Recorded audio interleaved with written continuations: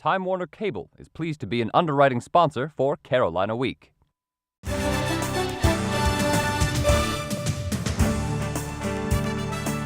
From the James F. Goodman Studio in the School of Journalism and Mass Communication at the University of North Carolina at Chapel Hill, connecting campus and community, this is Carolina Week. The spring 2012 semester has come to an end, so tonight we will be taking a look back at some of the stories making news at Carolina and in Chapel Hill. That's right. Our most interesting stories involve everything from parking violations to traveling abroad and even marriage. But first, the Honor Court. It's the gatekeeper of justice at UNC. You plagiarize a paper, it decides your fate. But the system is coming under fire. Our honor code is more than 130 years old, and the Honor Court is charged with upholding it. But is it fair? Are all students treated the same? Sydney Swafford reports that it's hard to tell. This door stays locked. Only the people involved in Honor Court cases are supposed to go in and out. But does that confidentiality come at the price of justice? Outgoing Honor Court Chair Michelle Healy would say no. I think it's one of those things where everyone on our staff takes very seriously the confidentiality and the rights of students, and I think those two things are intertwined, at least in my mind. But that's about all she will say. Healy says she can't discuss old cases, can't even talk about hypothetical cases. Neither can the other 80 members of the court, not even with each other. That's what they say. With only 4 Honor Court members sitting in on each case, that means decisions are made case by case. There's no system of precedence. So what does the court consider? There are 4 factors: gravity of the offense, educational value, equitable treatment for similar offenses, and other compelling circumstances. Outgoing Student Attorney General John McKay says that last factor, other compelling circumstances, is tricky. Being in a play, working with student government, or playing a sport could all be considered compelling circumstances. I'm not saying that this is an overriding issue that if you were involved in these things, you get off. That's not the case. But what the court wants to take into consideration is how the university community will be affected by your removal in a holistic sense. When I asked Michelle Healy about this, she wouldn't say much. I can't tell you specifically what would be compelling or not compelling in a given case, but that anytime a student brings in evidence to us, we look at every single piece that comes. So these strict privacy regulations supposedly made to protect students might actually mean they're getting punished differently for the same crime. But thanks to those same rules, there's no way to prove it. These court cases stay behind closed doors. In Chapel Hill, I'm Sydney Swafford, Carolina Week. Are campus cops writing more parking tickets these days or fewer? That's a question we started asking months ago, and it took a Freedom of Information Act request to finally get those answers. And those answers might surprise you. The number of citations is down, way down. But why? Alana Austin reports. Park your car on campus during the day without a pass, and you'll get slapped with a ticket, like this one. We've all been there. Even though it seems like they're out to get you, you may be surprised to find out campus cops have been issuing fewer and fewer each year. According to documents released to us under the Freedom of Information Act, there were 58,000 tickets issued from 2002 to 2003, but 44,000 from 2010 to 2011. That's a difference of 14,000. Now that's after courts decided that money collected from these fines would go toward K-12 education, not the universities. It's as much as $1 million. The university is only allowed to keep 10% of the money for collection costs. Department of Public Safety spokesman Randy Young denies that the lower number of parking tickets has anything to do with the policy change, and more to do with the addition of gated lots. Can you tell me some reasons why there are less parking tickets now than before? It's really not having to do with each other. It's not really a correlation between the decision through the legislature and our policies with which we cite vehicles. You can't get into lots like Swain Hall or Rams Head Deck without money or a permit, which Young says reduces the number of rogue parkers. Prices for permits, fines, and servicing fees are on the rise. A student permit to a gated lot, like this one, now costs $553, up from $464 in 2008. A pass to a non-gated lot now costs $421, but it was $353 in 2008. Another way the university will be making up for lost revenue is by charging students for parking after hours. Changes are expected to come over the next 5 years. In Chapel Hill, I'm Alana Austin, He doesn't know where Carolina this Week. is. But what about parking violations off campus? After months of complaints and discussion, the Chapel Hill Town Council passed a new towing ordinance. Since then, towers have changed some of their methods, and officials are saying they're getting fewer complaints. But I found out that the people doing the towing aren't happy with the new law. They have their eyes on downtown Chapel Hill, and I do mean all of it. Well, the guys at George's Towing say nothing. Not even the town's new ordinance will keep them from putting your car behind bars if you don't do the right thing. We have a new slogan on our business. It's called illegally parked, legally towed.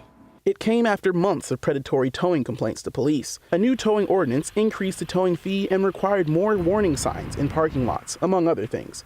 Towers say the ordinance is unnecessary since they aren't preying on anyone. There's nothing predatory about what we do. We wait until we're called, we come down, then we verify via camera that they walked off.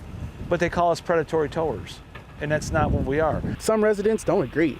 This man, who refused to speak on camera, spent 20 minutes arguing with King and Edwards, saying the men towed his vehicle illegally.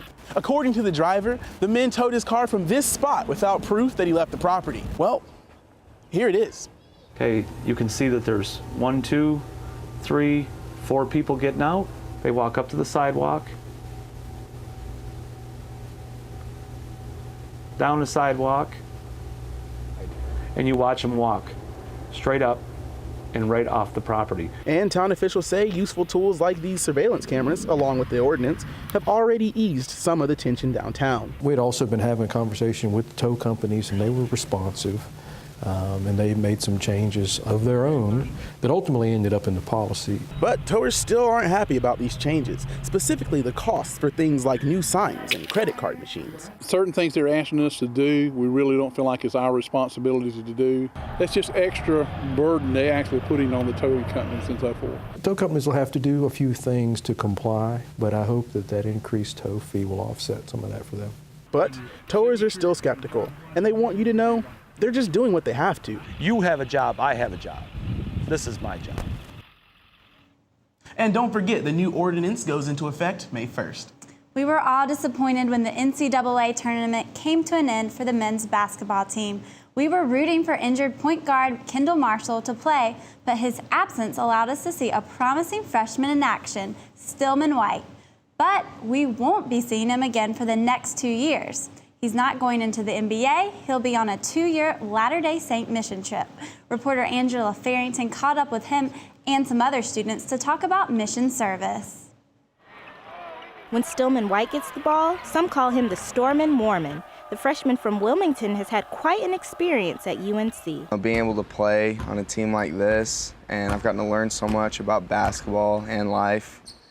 And I've had a blast this last year. Now he's looking forward to the next 2 years. Playing UNC basketball is not part of the plan. Once the school year ends, he'll be a missionary. Because I think it'll be the time of my life, the best 2 years. He's not alone. Fellow Mormon student Zach Ward will also be serving on a mission trip when the semester ends. This is the moment he received his call letter.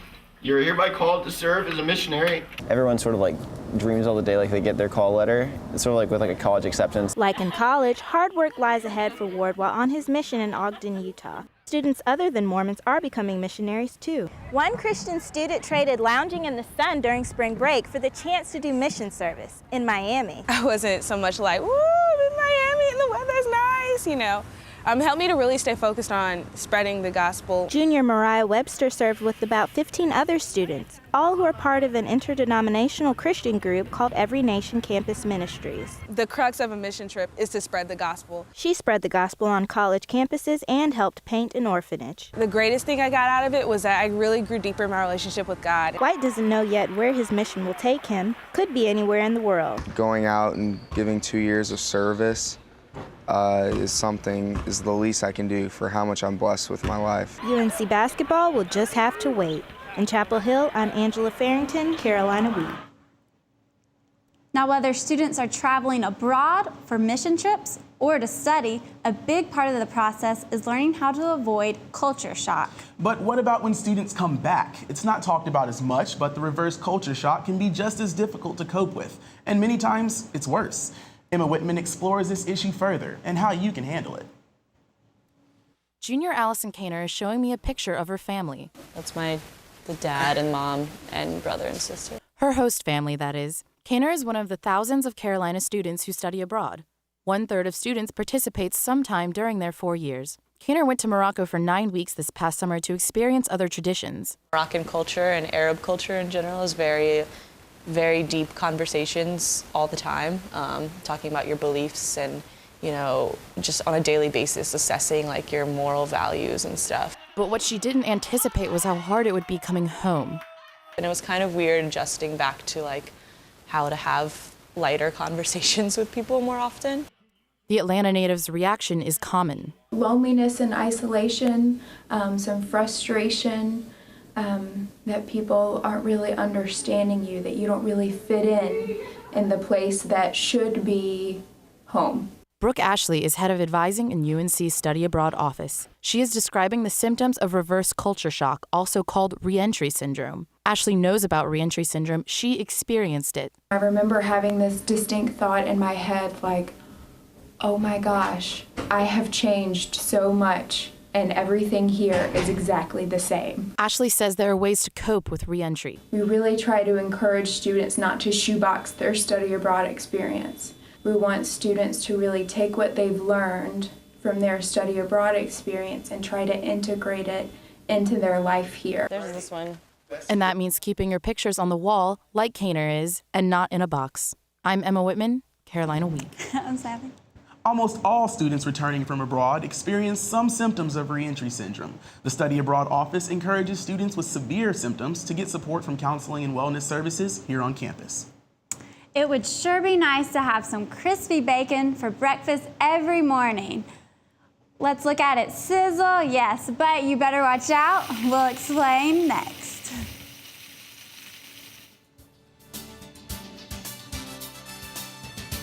Online by liking the Carolina Week Facebook page and following us on Twitter at Carolina Week UNC.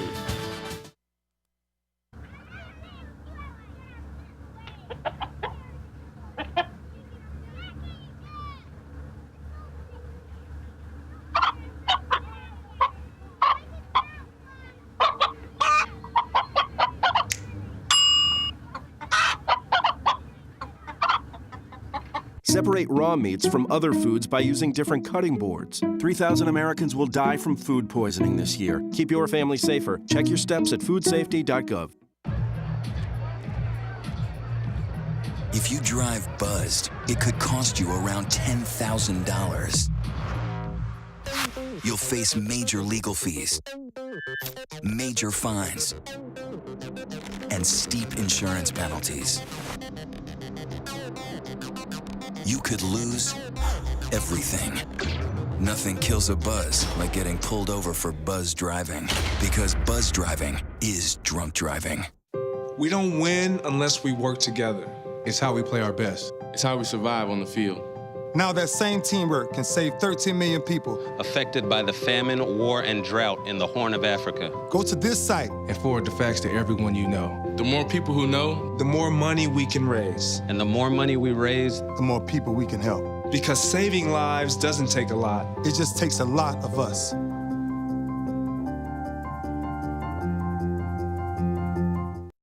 So, I just moved in with this family, and it's embarrassing. The little one, he likes to go outside and crawl around in the giant litter box. I don't know what he's doing. I mean, I was born and I knew how to use the litter box. Look at that. That's disgusting. Oh, poop already. You're making me nervous. Oh, okay, I can't look at this anymore. I really hope he grows out of this, for his sake. Many of us drink milk whole or skim, but would you drink it raw? Some experts say raw milk can fight cancer and improve your metabolism. But North Carolina is one of 20 states where selling it is actually illegal. Reporter Emma Vogelsinger has the story. Mapleview Dairy Farm is just down a few country roads from UNC's campus. Roger Nutter is the owner. We started bottling our own milk in 1996, but we've been a dairy farm for 6 generations. But business has changed since the 1920s. Small dairy farms like Mapleview have struggled to compete with corporate farms. That's why in 1996, Mapleview started pasteurizing and bottling its own milk as opposed to selling it to a co-op. It's a matter of being able to keep on existing and making a profit, because it was either bottle our own milk and sell it or sell out.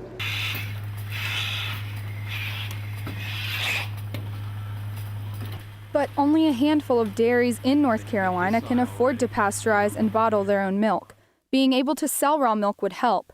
And State Representative Glenn Bradley wants to make it legal despite resistance from big dairy distributors. And it has not negatively impacted the corporate dairy farmers. So they're basically squabbling over pennies. But it could mean more profits for dairy farmers here in North Carolina. Consumers who want raw milk badly enough have to buy it and transport it illegally over state lines. You're going to bring a lot of that business back home to North Carolina that is currently out of state, and you're going to stop making criminals out of people that just want to get raw milk for themselves. But there are risks. The FDA says raw milk can carry dangerous bacteria like E. coli and Listeria, and over a period of 10 years, raw milk consumption caused more than 800 illnesses and 2 deaths. So are the risks worth it? Some small dairymen think so, and it certainly could help them to profit more. The issue rests in the hands of the North Carolina legislature. Reporting to you from down on the farm, Emma Vogelsinger, Carolina Week. Patrick, I sure do love biting into a juicy cheeseburger, but there's more bad news for meat lovers. That's right. A recent study reports meat eaters may increase their risk of chronic diseases and worse. Health reporter Erin Holcomb has more. Smells good. It could kill you, though. That's what researchers reported in the Journal Archives of Internal Medicine. Researchers monitored diets of 120,000 adults for almost 30 years and found those who ate red meat increased their risk of cancer and premature death. Just the bacon, egg, and UNC cheese, senior please. Patrick Spall eats red meat every other day. And that's a double burger. I just think about I'm on the mood for a hamburger or tacos or, bacon in the morning, so never really think, oh, that's red meat, I probably shouldn't have that. So how does Spall compare to those who don't eat red meat? Let's break down the numbers. Consider 2 individuals of the same age, same weight, and who exercise equally, except person A eats an extra serving of red meat every day, unlike person B who doesn't eat red meat. By eating 1 serving every day, person A increases the risk of dying by 13%. And eating processed red meat, like 2 slices of bacon or a hot dog, increases the risk of dying by 20%. Red meat is also linked to heart disease. UNC epidemiologist Ka He explains. It's a type of fatty acids we call bad fat, which will increase your risk of cardiovascular disease. But the good news is, if your diet is high in red meat, you can still lower your risk of premature death. The study found eating a daily serving of nuts instead of red meat lowered your risk of dying by 19%. So the next time you're thinking of this, you might want to think about this. In Chapel Hill, I'm Erin Holcomb, Carolina Week. Before you say they aren't athletes, watch this. We'll show you what it's like to be a college cheerleader, coming up next.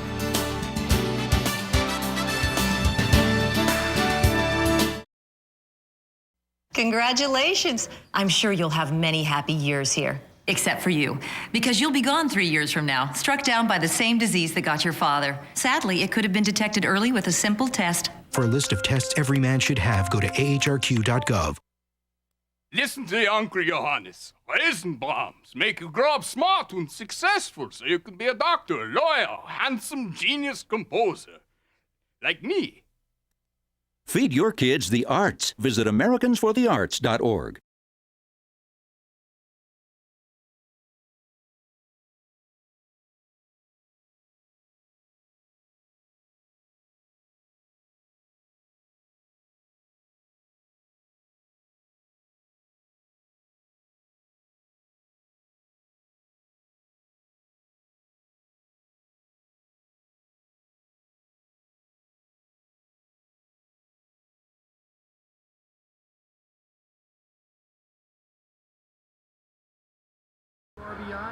36 homers. Swings at the first pitch and fouls it deep back into the stands. Chill raw and prepared foods promptly. 1 in 6 Americans will get sick from food poisoning this year. Check your steps at foodsafety.gov.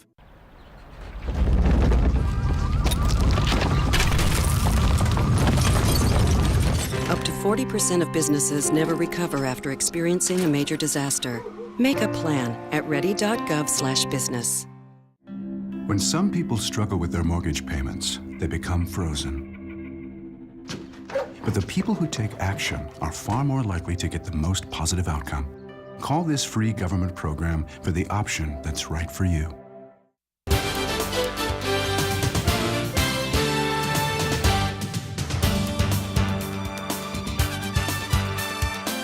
Welcome to Carolina Week Sports. I'm Clint Hanna. You see them on the Dean Dome court or on the field of Kenan Stadium, but they don't play basketball or football. They're cheerleaders. Reporter Mark Griffin shows us that we shouldn't discount their athletic abilities. Do you think you could do this? Or this? How about this? She can. It's frustrating, but if people would come in here and try to do it, it's a lot harder than it looks. I mean, having one person stand on your arm and do like tricks in the air is really difficult. It takes athletic skill, and the cheerleading team hones those skills in workouts. These sessions focus on developing power and balance. What the football team would do as far as like snatches or jerks and stuff like that is kind of similar to like what we would do. These workouts allow the cheerleaders to do moves like this. While you may sit down to watch a game, cheerleaders are often on their feet. During like a football game, you're bouncing and jumping up and down for about 4 hours. And ready. The team has practices to work on their timing, where they do dry run-throughs of their routines. This allows the cheerleaders to sync their movements before they incorporate the lifting and tumbling. These practices help ensure that this doesn't happen on a game day. Next time you're at the Dean Dome for a basketball game, don't assume the action on the court stops when the referee blows the whistle. In Chapel Hill, I'm Mark Griffin, Carolina Week. The cheerleaders keep the crowds pumped up at the basketball games, but who makes sure everything runs smoothly? One such person is the head basketball manager. I found out just what comes with that job. UNC senior Tion Watson started as a JV manager his freshman year, and that didn't come with the most glorious duties. During the game, sometimes we'll have a JV manager. We used to wipe up sweat during the actual course of the game. The Annapolis native became a varsity manager last season, and the job got a little more interesting. When most students were rushing the court in the win against Duke, Watson had a different job. So we had to go right back, make sure nobody took any Gatorade towels or uniforms or anything like that. Most of the work is on days without games. Watson will show up hours before practice to set up and assist coaches. But the perks are nice. Watson has his own code and hand recognition access to the players' locker room, his own locker, and his own ACC championship ring. The only time I have worn it is at Late Night with Roy, because that was the first, big event that we had, and we got it that day of Late Night. So I don't wear it during games. I kind of keep it in a secret place. So. Watson has also met some famous people, including President Barack Obama at the Carrier Classic to start the season. I shook my hand, they said my name, which was really cool too, the president saying my name. There is one feeling Watson says trumps all others. Just to be a part of something so big, something known worldwide, is just incredible. I'm truly blessed to have this opportunity. Watson says as great as the ACC championship ring is, he'd love to have a national championship ring to go along with it. And though the Heels weren't able to get a ring for Watson this season, he's actually coming back to take a fifth year, finish his second major, so one more shot to get the hardware. Well, Clint, I'm sure he's excited to spend another year with the men's basketball team. Yeah, that seems like a lot of fun. Thanks, Clint. College seems like the time to be young and free. But one UNC student couldn't wait to put on her dream gown.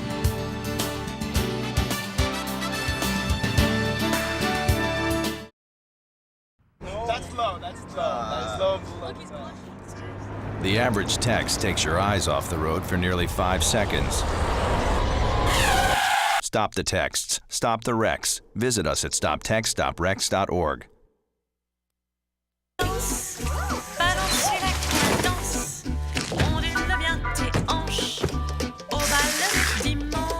You didn't give up on sex. Don't give up on birth control either. There are more methods than you think. Find yours at bedsider.org. When tragedy struck Indonesia and Haiti, the world responded. The famine, war, and drought affecting the Horn of Africa right now is larger than both these crises combined, and the world should be paying attention. Text a donation of $10, but do more than donate. Forward the facts to everyone you know. Forward from our site, forward on Facebook, and forward on Twitter. We are the relief.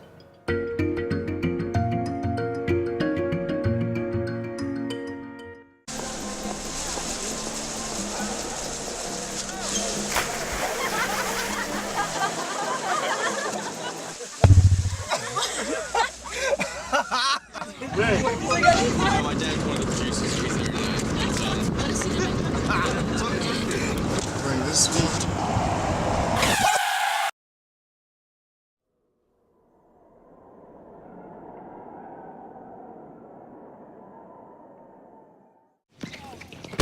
Welcome to my block party. Glad you can make it.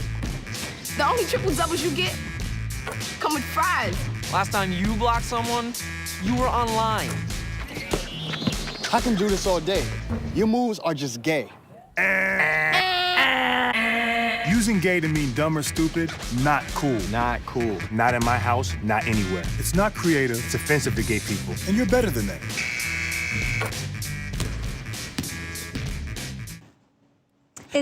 It's easy to spot Tar Heel couples holding hands in the quad or enjoying a date on Franklin Street. But how many do you think are married? And how common do you think it is these days? It might be hard to imagine balancing a marriage on top of classes and extracurriculars, but Ross Maloney introduces us to one UNC couple who couldn't wait to walk down the aisle. Senior Sally Fry is finishing the move into her new Chapel Hill house. This time, with what she hopes is a permanent roommate, her fiancé and fellow Tar Heel, Matt Scruggs. This is the Davy Poplar where Matt and I came before one of our mini dates, and it's where he popped the question, and I said yes. Fry and Scruggs are getting married this July, right after she graduates. She says she knew it was meant to be as soon as they began dating her sophomore year. I feel it so intensely that I can't imagine my life any other way. But not all UNC students think you should run out and get fitted for that tux just yet. I think it's really dumb that people are getting married so young. The only thing junior Justin Ellis says he's committing to is his career in music production. Though the national average age of marriage is 28, he says he won't get married until at least 30 or 35 because no one's mature enough at this age. But he's already seeing some of his friends tie the knot. This girl I went to prom with my junior year, she has a boyfriend that she only met 5 months ago, and they got engaged last week. And that just feels really fast and really sudden. I'm really concerned for her. So just how many college students report being married? If I had to guess, I'd say it's got to be like less than way less than even 1%. According to the National Center for Education Statistics, 18% of undergraduates across the country are married. 18% of undergrads, that's scary. Though the number might not be as high at UNC, the university doesn't keep records of how many undergraduates are married. Officials say they're prevented from asking. But even Fry and Scruggs say they find that figure astounding. I would like to think that they're within that 18%, there's another percent that's gonna last. Fry says she might be in the minority, but when she thinks about her future, she's exactly where she wants to be. That's how I know that I've looked at all the other possibilities and they all pale in comparison to what I'm doing. For Carolina Week, I'm Ross Maloney, and I do turn it back to you. So, Patrick, do you think, you'll be walking or watching your bride walk down the aisle anytime soon? I don't see that happening anytime soon, Lindsay. Maybe sometime in the future, but I'm sure the guys are all lining up waiting for you. Yeah, they're just lining up. Well, we would like to thank everyone in Carolina Week. We've had some fantastic reporters this semester, as you've just watched, so we'd like to thank them for all their hard work. And we want to thank you for spending time with us this semester, and we hope you return in the fall. Thanks for joining us. That does it for this edition. Good night.